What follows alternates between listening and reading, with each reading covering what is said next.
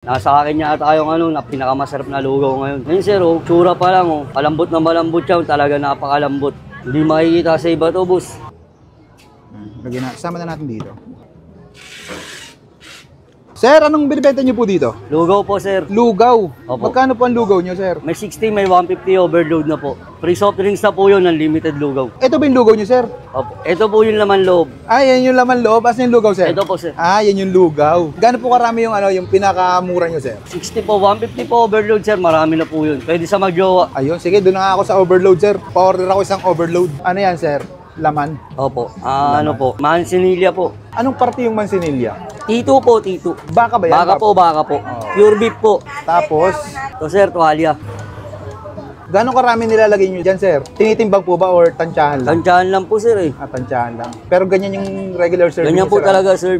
Wala pong vlogger. Yun ang matindi doon. Tapos, anong kasunod nilalagay, sir? Yan, isaw. Isaw.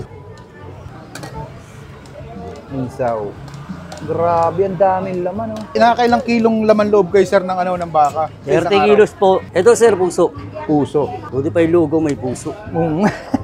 Tapos, Tumbong, sir. Hanapin natin. may tumbong pa. Ano palang pangalan ng tindahan niyo, sir? Binoy po, sir. Lugawan ni Binoy. Sir, sino pala si Binoy? Ako po yun, nag-iisang bad boy ng Quiapo. Gano'n na kayo katagal dito, sir? Month pa lang po eh. Anong oras po kayo nag-open dito? Ano po, 9 a.m. to 9 p.m. din po. 9 a.m. to 9 p.m. araw-araw po, no? Opo, araw-araw po. Anong location nyo dito, sir? 214 Villalobos Street, Quiapo, Manila lang po. Malapit po sa simbahan ng Quiapo.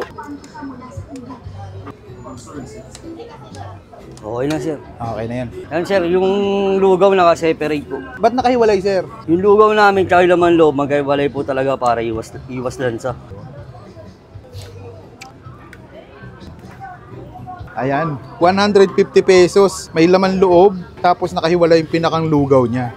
Ayan, may kasama ng soft drinks, only ang lugaw. Sir, may huling tanong lang ako sa'yo, sir. Opo. Bakit masasabi mong masarap yung lugaw mo, sir? Ako yata hinahanap nila, boss. Nasa akin niya ata yung na pinakamasarap na lugaw ngayon. Ngayon, sir, tsura pa lang palambot na malambot siya, talaga napakalambot. Hindi makikita sa iba to, boss. Sige, sir, tikman ko muna to. Thank you po. Bukod sa lugaw, ano pang ibang binibenta nyo dito, sir? Kaya meron pa po kaming tokwa, tsaka togi po. Magkano sa toge nyo, sir? 15 pesos lang po, parehas. 15. Sige, sir, pa-order na rin ako ng isang tokwa. Yung sauce nyo, sir, homemade po yan. Homemade po to, sir, pinakukuluan. At ay mga kaabangers, nandito tayo ngayon sa Lugawan ni Binoy. Dito lang to sa Villalobos Street, malapit sa Wellmanson. Meron sila ditong lugaw for as low as 60 pesos. Pero itong kinuha natin overload, ay napakadami ng laman loob. Sinabi naman ni sir kung ano yung mga kasama. Merong laman, balat, tito, dami. May puso din. Ang maganda pa dito, 150 pesos mo. Ito pala kinuha natin, 150 pesos. Naka-unli lugaw ka na dito. Ang laki ng lagayan na magsawa ka doon, gusto mag-swimming ka doon sa isang kaldero eh. 150 pesos lang. May kasama na rin siyang isang soft drinks. Kumain na rin tayo dito ng tokwa, 15 pesos. Ayan, tikman natin, tara kain tayo. Hindi nga malansa. Maganda yung pagkaluto ng laman loob nila.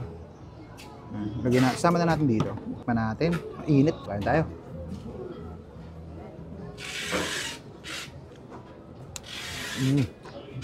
Ang malasa nga. Sarap. Ang lambot ng ng mga laman loob. Panaan. Grabe. Sarap. Kung maaga kayo dito sa sa Quiapo, mag-aalmusal kayo, try nyo dito sa Lugawan ni Binoy. Solid. Kahit nga ganito lang lugaw lang. Pag pala, yung 60 pesos, isang laman loob lang yung kasama niya. Parang good for sharing natin, napakadami, hindi mo mauubos to basta-basta. Tikman natin tokwa. Ang sarap ng sausawan. Masim-masim na manamis-namis.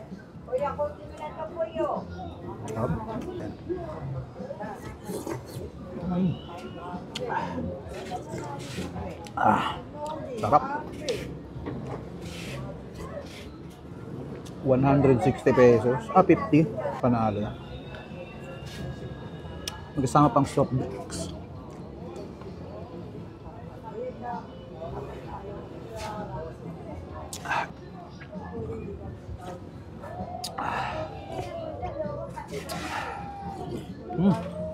Mapaparatrat ka talaga eh.